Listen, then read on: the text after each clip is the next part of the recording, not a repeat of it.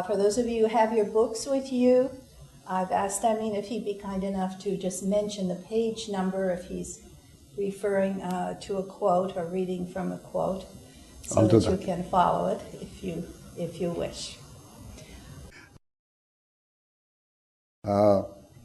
It so happens that this third letter is the longest, and in the concluding part especially, it has some of the most momentous statements of Shoghi Effendi. And whenever I want to read a passage from it, I will tell you the page number, and I hope that the page numbers in this book are the same one that as the ones that you might have with you. Well, I remember reading or attempting to read these letters for the first time in the summer of 1940 at 5 o'clock in the morning. Mr. Ali Nakhjawani had just arrived in Tehran from Beirut, and his living quarters were at the end of, we had a kind of an apartment house over basement and garage at the end of our garden, and he and his mother were living there. And my father had arranged for us to take English lessons with him, and partly, I think, to help me with English, and partly in his wisdom trying to get me to be introduced to these more serious aspects of the faith. He had somehow arranged for the fiction of the two of us translating these letters into Persian.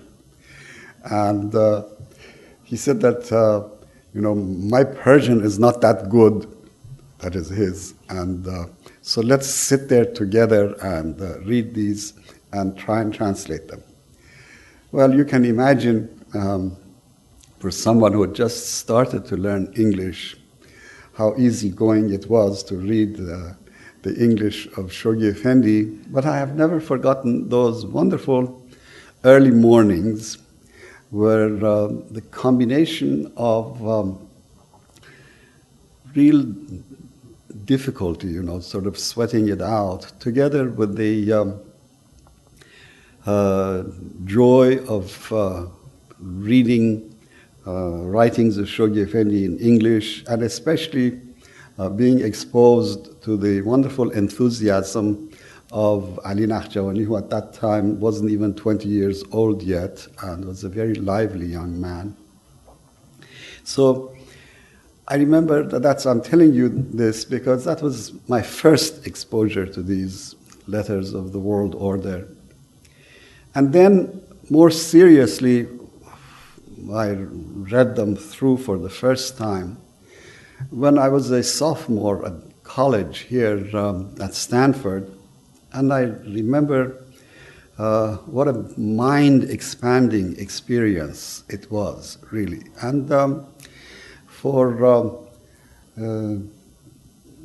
me, as for most young people in those days, who were absolutely enamored with all the qualities of Shoghi Effendi, who for us, he was really the perfect example, leader, whatever you'd like to call it. It was a joy of mind expansion and hero worship and all of these things put together. I'm telling you this because over the years I've had occasion to go through these letters several times, and it would not come as a surprise to you if I say that each time I definitely find things that I had not noticed before. And with this letter that we are going to consider tonight, I'm wondering how I could have missed what hit me between the eyes just as I opened it, you notice that each one of these letters has a kind of a salutation at the beginning to the beloved of God and the handmaidens of merciful throughout the West. That's all of them. And then, immediately after that, each one of these letters has an additional salutation, which is not the same at all from one to the other. And guess what it says at the beginning of this letter? Friends and fellow heirs of the grace of Baha'u'llah.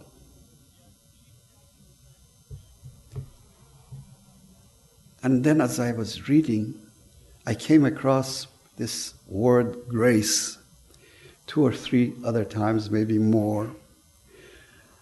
And all of a sudden, it dawned on me that this particular letter, among other things, is about grace.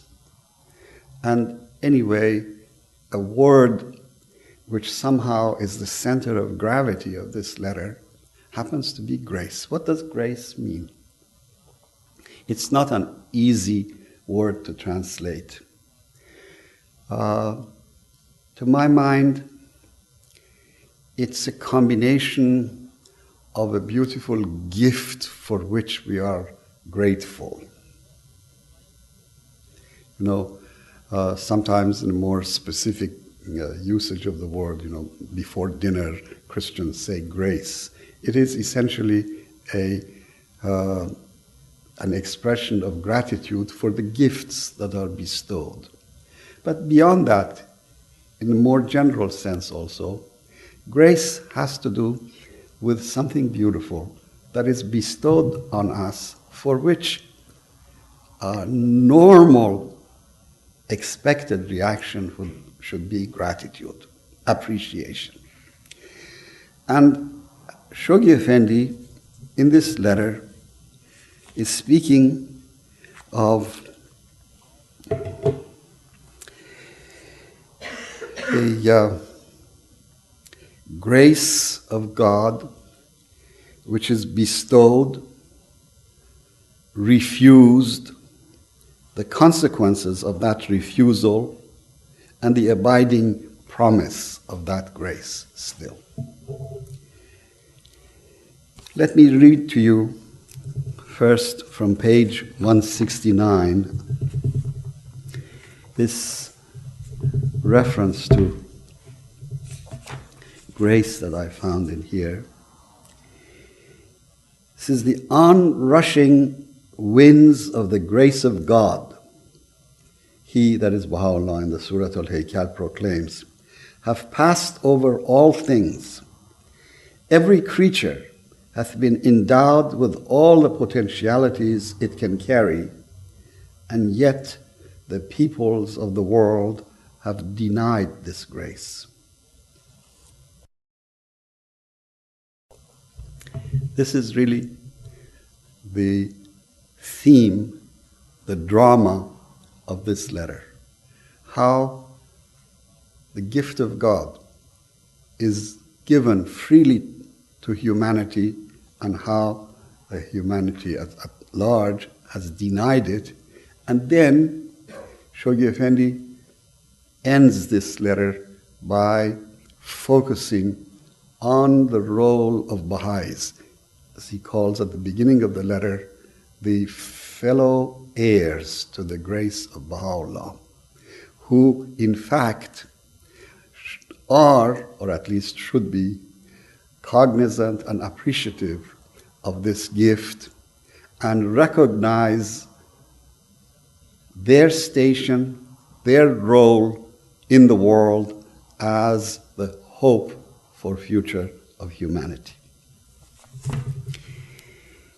In page 201 again, this theme of grace comes up.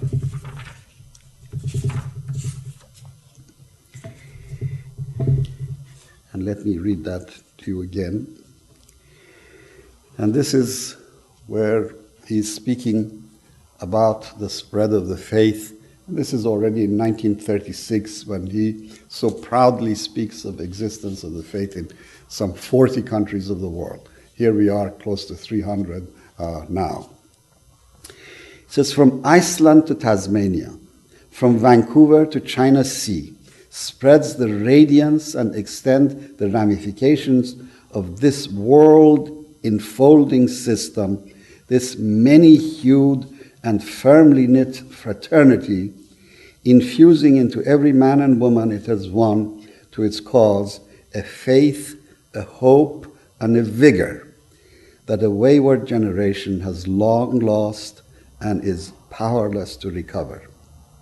They who preside over the immediate destinies of this troubled world, they who are responsible for its chaotic state, its fears, its doubts, its miseries, will do well in their bewilderment to fix their gaze and ponder in their hearts upon the evidences of this saving grace of the Almighty that lies within their reach, a grace that can ease their burden, resolve their perplexities, and illuminate their path.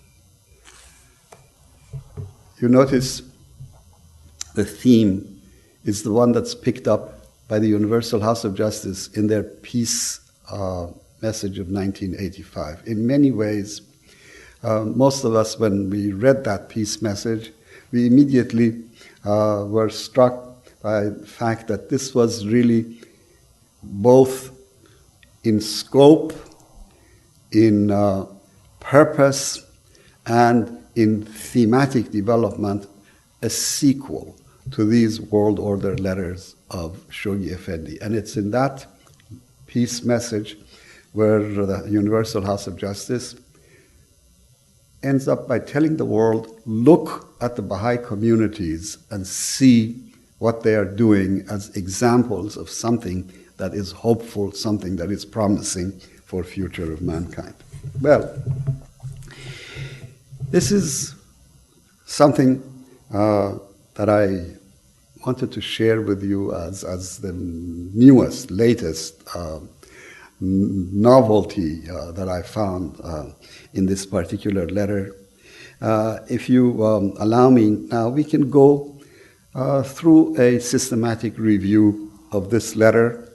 I'm not going to dwell on the portions which are very detailed analysis of the political situation of the world of 1936, but I am going to point out how parallels with those exist in our own time and how sometimes we think that a certain development in the world maybe has a span that is finite, that is repeated, and it comes back, and it has larger and larger implications for us.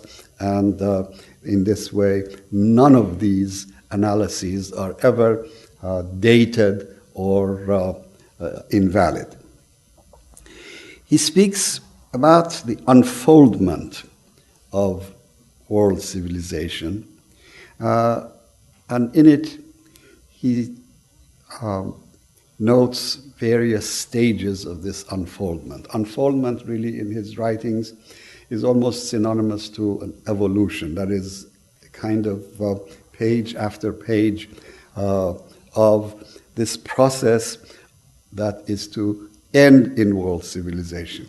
Now, I know that some Baha'is, when they first read these letters, were anticipating that world civilization was around the corner, and that soon, said, we have gone, as Shoghi Effendi points out in this letter, we have concluded the heroic age of the faith. We are now in the formative age of the faith, and then after that comes the golden age and the world civilization. They thought that, well, since the heroic age only lasted about 70 or 80 years, no more, that maybe the formative years will not be, the formative age will not be much longer than that, and so we could look forward to that unfoldment of world civilization. I tell you this, I hope you don't mind if I mix some personal recollections occasionally with the review of this letter. I remember on my second pilgrimage in December of 1955, Shoghi Effendi, in fact, was speaking a good deal of the time about these themes of unfoldment of world civilization and the sequence of ages. And there was among the group of pilgrims one who felt that he'd waited long enough and he wanted to see it right away. And I remember Shoghi Effendi turning around, and as he was speaking in Persian, I will tell you just the exact words as he used, and then I will translate them. And he said that this is madaniyat ilahi ist, madaniyat Iran nist, madaniyat Yunan nist, madaniyat Ruman nist, in madaniyat ilahi ist. همچنین زود انتظار نداشته باشید. This is divine civilization. It's not Iranian civilization. It's not the Greek civilization. It's not Roman civilization. Don't expect it to be around the corner. It is divine civilization. It will take time.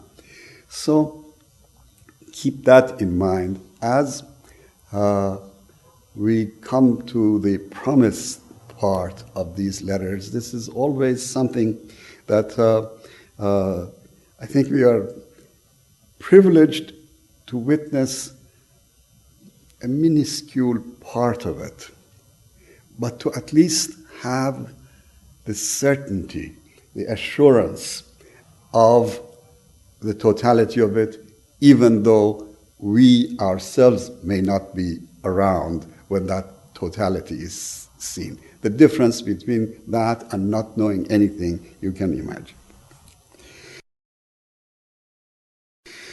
Well, in page 163, when he speaks about this unfolding of world civilization, he says that this dispensation of Baha'u'llah is the final stage in a progressive series of divine revelations, which he makes sure that we all understand that, first of all, Baha'u'llah says that the station of all of these manifestations is the same, but the capacity and the understanding of the people who receive it is not the same. Therefore, there are these variations. But then he makes this very interesting remark here, which again, as you read quickly, may not catch your attention, but at least it caught my attention a lot this time. And that is, it says that we are these successive stages, the coming of age of the entire human race, it should be viewed not merely as yet another spiritual revival in the ever-changing fortunes of mankind, not only as a further stage in a chain of progressive revelations, nor even as the culmination of one of a series of recurrent prophetic cycles, but rather as the marking the last and highest stage in the stupendous evolution of man's collective life on this planet. You notice that?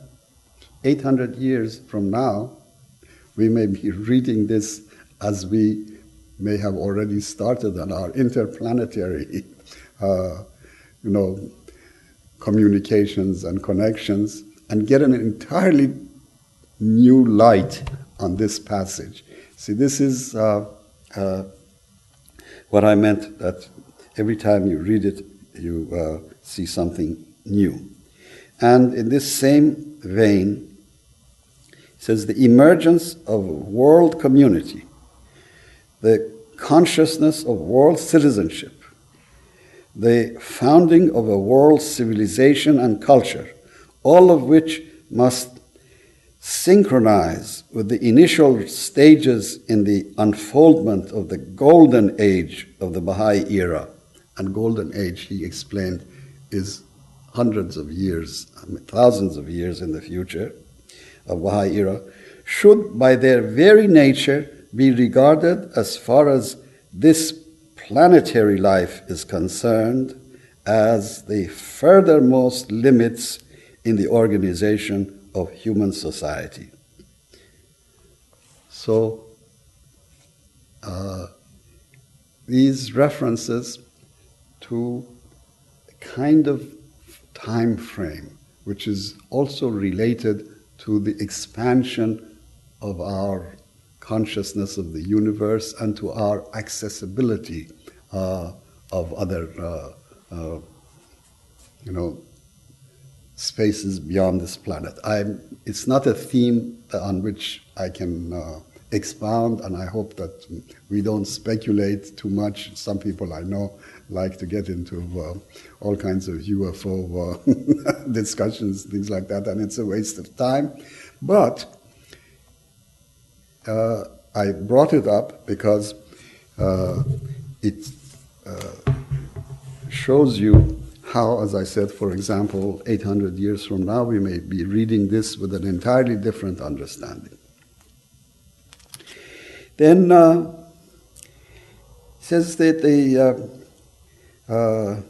process of integration and the world maturing of humanity and the final consummation or the end of the prophetic cycle, which is everything from time immemorial to the dispensation of Baha'u'llah. And then he speaks of the pangs of death and of birth. The death throes are long and repetitive, and we are in a generation, this is a beautiful metaphor that he uses. He says, we are in the generation of the half-light, that we dimly see. You see, to us, the generation of the half-light, living at a time which may be designated as the period of the incubation of the world commonwealth envisaged by Baha'u'llah, has been assigned the task whose high privilege we can never sufficiently appreciate, and the arduousness of which we can as yet dimly recognize.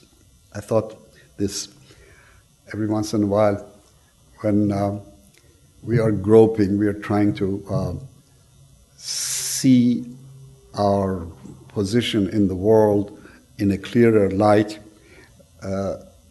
it may come as a comfort to you that we are really the generation of the half-light, and the only thing that we are sure of is that the full light will dawn. So then he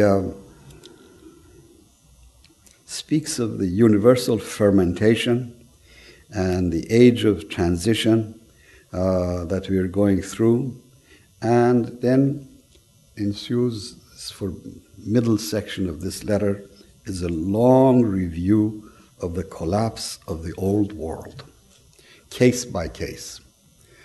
And some of these you may read and you may say, oh my goodness, 1936, Shoghi Effendi is speaking, for example, about the loss of power of the Islamic clergy, and somewhere else he's speaking about we have come, nation building has come to an end, and so forth. And you ask yourself, my God, look around how powerful the Muslim clergy seem to be, and how many new nations have been born since Shoghi Effendi said that nation building has come to an end.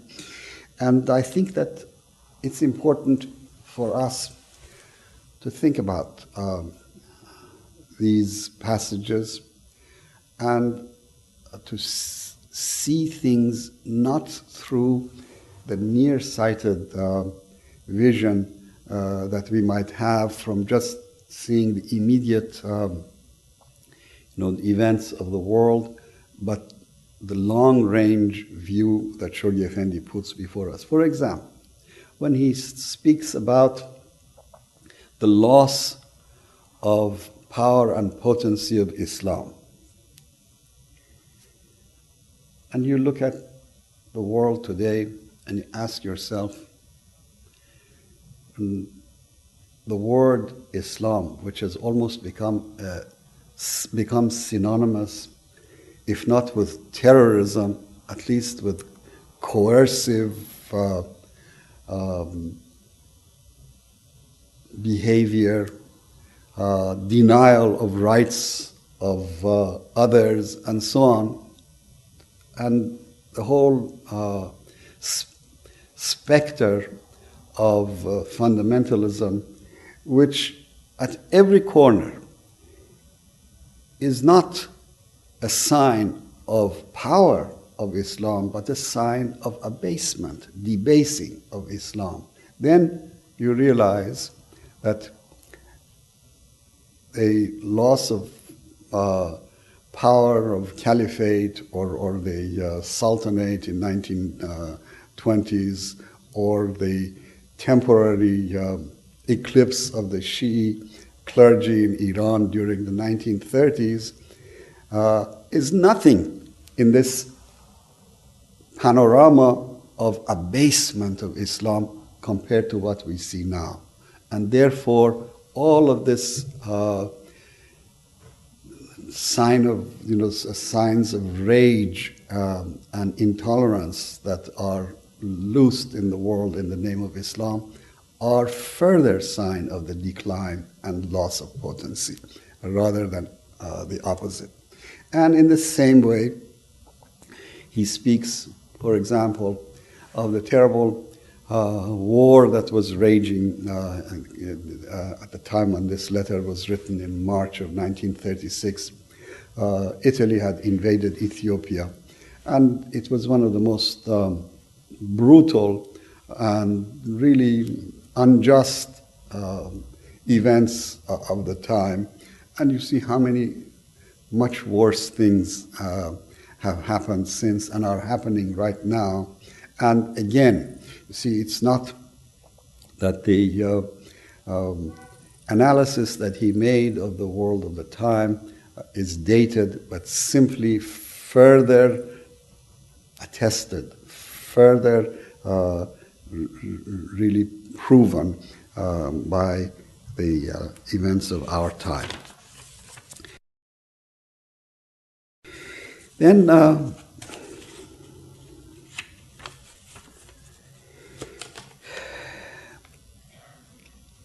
I'm going to skip a lot of these details of the long review of the political and economic disequilibrium of the time, collapse of Islam, the loss of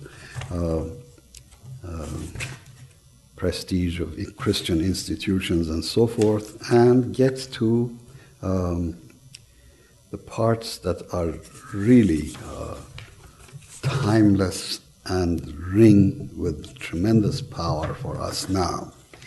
And that is on page 187 of the book, where he speaks of signs of moral downfall. It's not just that the economy was at a standstill during the Depression. It's not just that the breakdown of the Treaty of Versailles was leading to the outbreak of the Second World War. All of these things were true, but worse than all of these, he said, the signs of moral downfall. And I'd like to read a passage here that is really gives you a time to stop and think. He says the recrudescence of religious intolerance, of racial animosity, and of patriotic arrogance. Every one of these things is true in our own time to the power of 10. It's much more than that. Recrudescence of religious intolerance, racial animosity, of patriotic arrogance, the increasing evidences of selfishness, of suspicion, of fear, and of fraud.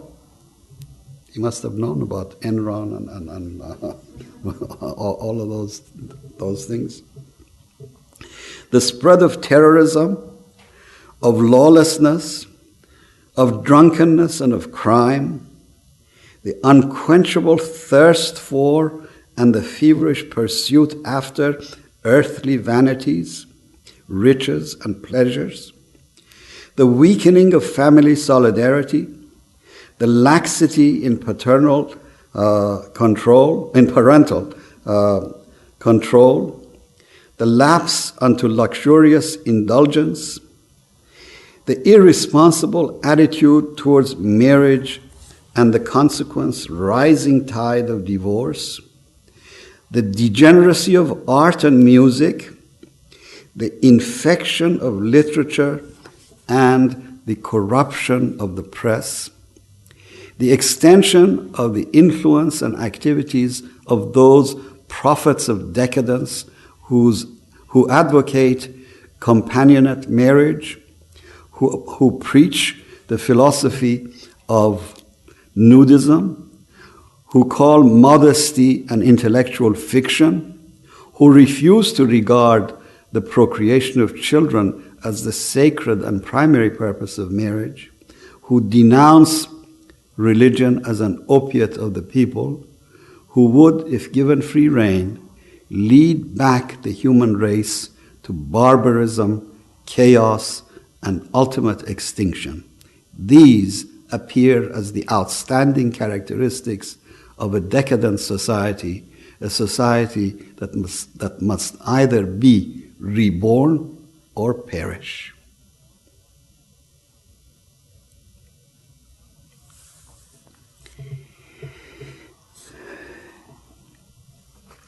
Then, more specifically, about the breakdown of the political and the economic institutions, he has this to say on page 190.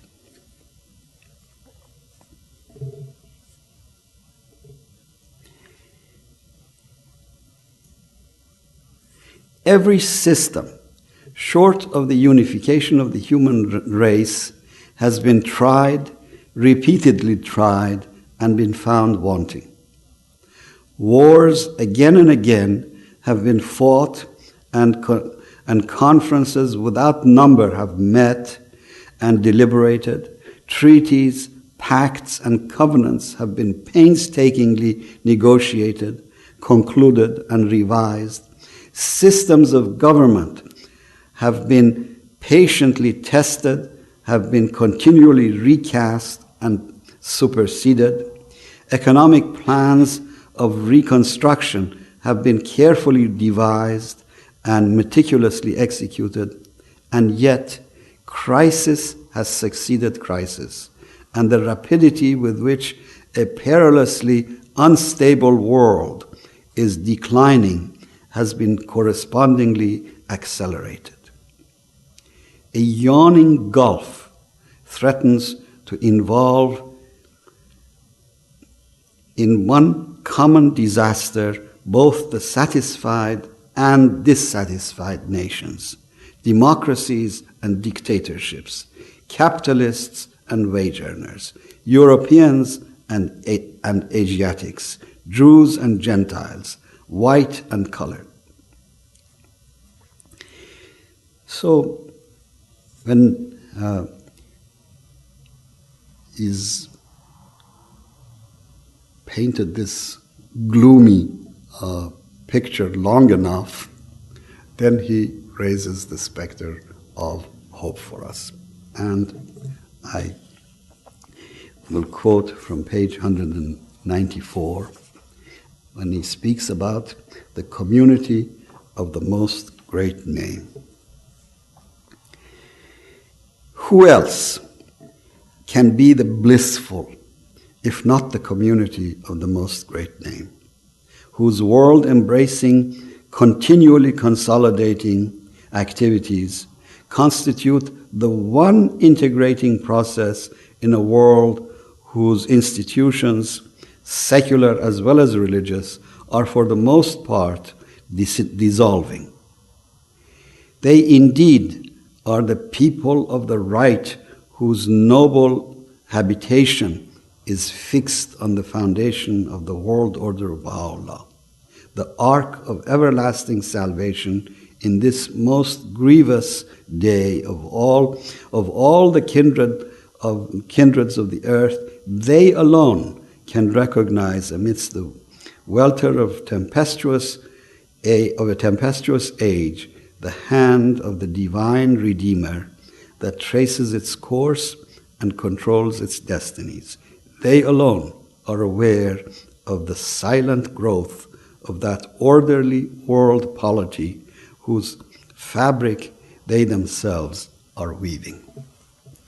This is us, dear friends. He then speaks of faith of Baha'u'llah as being a world religion, not a sect, not a cult.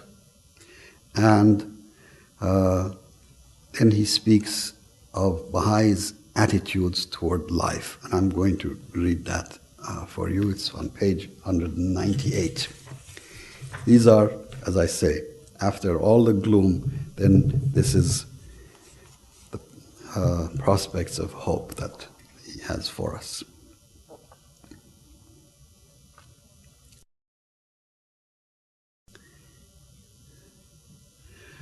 Of such men and women, it may be truly said that to them every foreign land is a fatherland and every fatherland a foreign land. For their citizenship, it must be remembered, is in the kingdom of Baha'u'llah.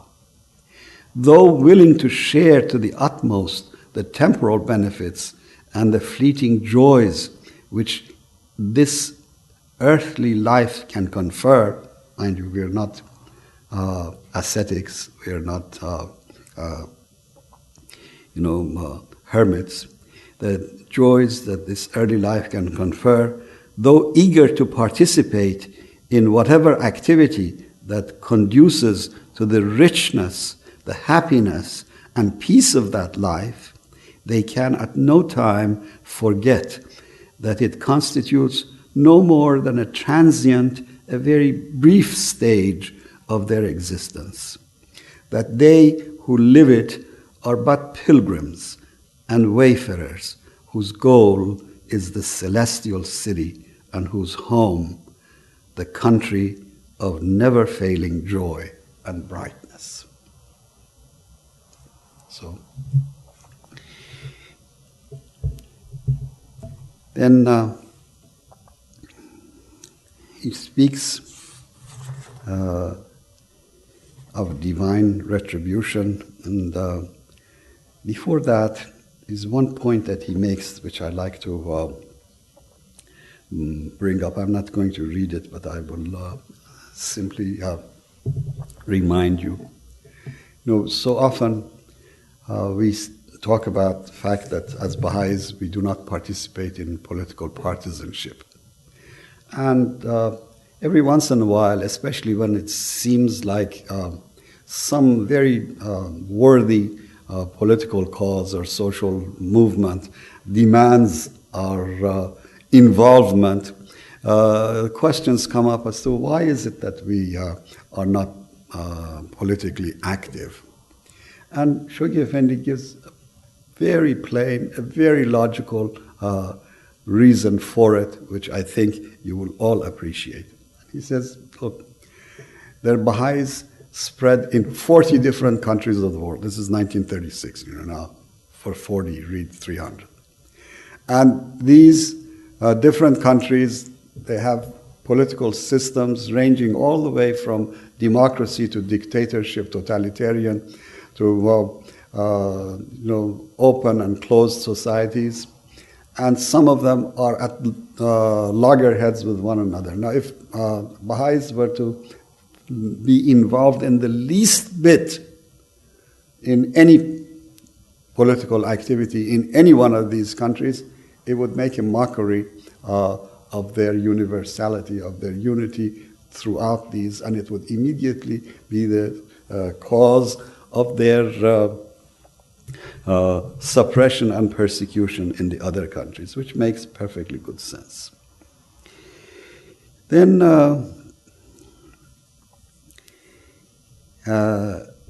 he ends this letter with what I think is one of the most beautiful statements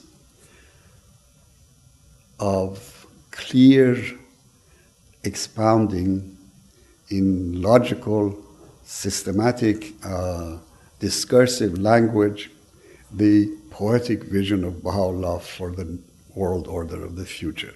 It's a passage that sometimes was even printed as a separate little pamphlet and distributed, called A Pattern for Future Society.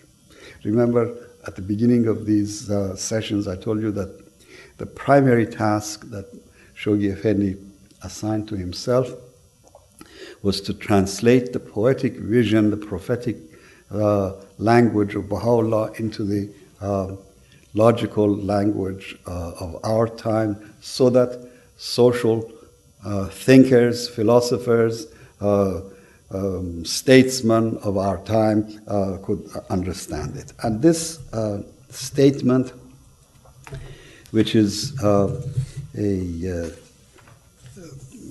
really summing up of what the world order of Baha'u'llah means in understandable language of the world of today, is something, although a little long, but it's best thing that we could end with. And I'm going to read it. It starts on page 203. The unity of the human race, as envisaged by Baha'u'llah, implies the establishment of a world commonwealth in which all nations, races, creeds, and classes are closely and permanently united, and in which the autonomy of its state members and the personal freedom and initiative of the individuals that compose them are definitely and completely safeguarded.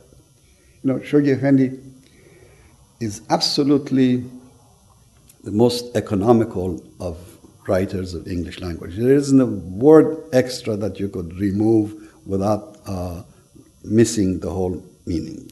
But you see, in this compact sentence, how many significant and important facts he has laid before us about the kind of future that we expect. First of all, it is to be a world commonwealth in which there are to be no class distinctions, no distinctions on the basis of race or nationality or creed,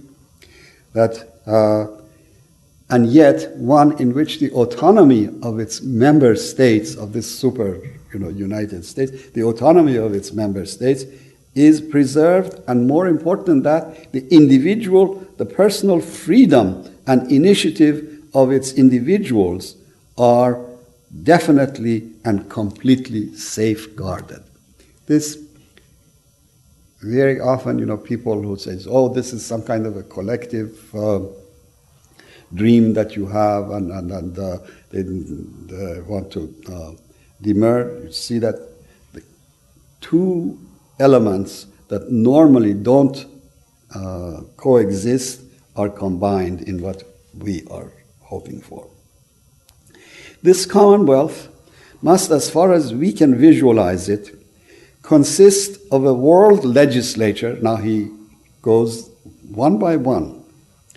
World legislature whose members will, as the trustees of the whole of mankind, ultimately control the entire resources of all the component nations.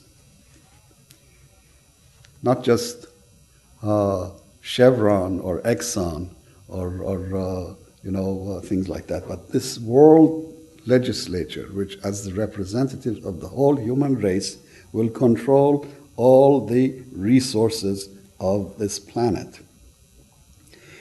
And will enact such laws as shall be required to regulate the life, satisfy the needs, and adjust the relationships of all races and people.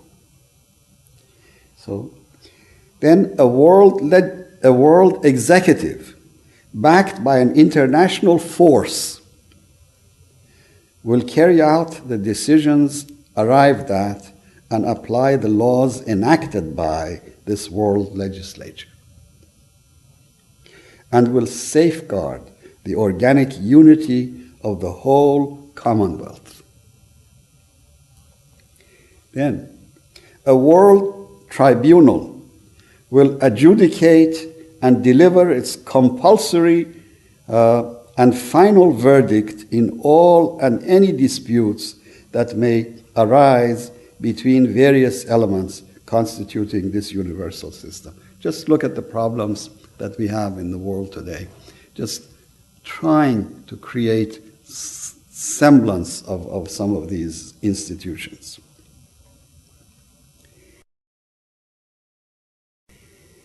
A mechanism of world intercommunication will be devised, embracing the whole planet, freed from national hindrances and restrictions, and functioning with marvelous swiftness and perfect regularity. This he wrote in March of 1936. You might say the internet is already with us. Mind you, he doesn't say anything about all the spam and the hackers and the abuse of this wonderful instrument that we have. But you can see that we have at least the instrument. A world metropolis will act as the nerve center of a world civilization, the focus towards which the unifying forces of life will converge and from which its energizing influences will radiate. A world that is, a kind of spiritual magnetic center for this planet is what Shoghi Effendi is envisaging. A world language will either be invented or chosen from among the existing languages and will be taught in the schools of all the federated nations as an auxiliary to their mother tongue. A world script, a world literature, a uniform and universal system of currency, of weights and measures, will simplify and facilitate intercourse and understanding among the nations and races of mankind. So you see what the Baha'i reaction might be to such retrograde behavior when even English, who invented the English measuring system, have abandoned it for something more sensible. And we in this country, the most industrialized and the richest, still don't, and then pay the price every once in a while in such ludicrous things as the mistakes that happen with the calculation of the space telescope and things like that. See, this is what I say retrograde behavior. In such a world society, Science and religion, the two most potent forces in human life, will be reconciled, will cooperate, and will harmoniously develop. The press will, under such a system, while giving full scope to the expression of the diversified views and convictions of mankind, cease to be mischievously manipulated by vested interests, whether private or public, and will be liberated from the influences of contending governments and people. The economic resources of the world will be organized, its sources of raw materials will be tapped and fully utilized, its markets will be coordinated and developed, and the distribution of its products will be equitably regulated. Just put this against the prevailing, economic thought of our time. National rivalries, hatreds, and intrigues will cease, and racial animosity and prejudice will be replaced by racial amity, understanding, and cooperation. The causes of religious strife will be permanently removed. Economic barriers and restrictions will be completely abolished, and the inordinate distinction between classes will be obliterated.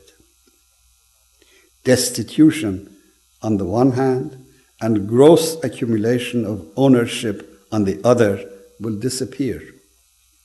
The enormous energy dissipated and wasted on war, whether economic or political, will be consecrated to such ends as will extend the range of human inventions and technical development to the increase of the productivity of mankind, to the extermination of disease, to the extension of scientific research, to the raising of the standard of physical health, to the sharpening and refinement of the human brain, to the exploitation of the unused and unsuspected resources of the planet, to the prolongation of human life, and to the furtherance of any other agency that can stimulate the intellectual, the moral, and spiritual life of the entire human race. This, dear friends, is the future that is promised us. This is a future towards which we are all working. How soon, what parts of it will be with us, depend to a good measure to our own involvement in it. We think sometimes that this is the word of God, it's going to happen, whether we do anything about it or not. That is not the case. Good many of these promises are delayed, postponed because of our inaction at the time, and some of them, because we seize the opportunity, we act when we should come about. So I think the intention of the Universal House of Justice in sending us back to these letters is manifold. One, first of all, to be reacquainted with the beautiful, powerful signs of the guardian that are timeless, that are his writings. That is the institution of the guardianship, which is forever with us. So we are reinvigorated by knowing that we have such a source of power available to us. Then I think that they want us to stop and think about where we are and where we ought to be and what is our relationship to what is happening out in the world. And I think that in that term, the parallels, the dramatic force, the parallels with events of our time and the dramatic force of these letters are just incredible. And most of all, to be energized and to not fall into the self-defeating cycle of saying, well, the problems in the world are so huge, what can we do about it? There's nothing more debilitating than that feeling of powerlessness. Baha'u'llah has endowed us with power, and we should use it. Thank you.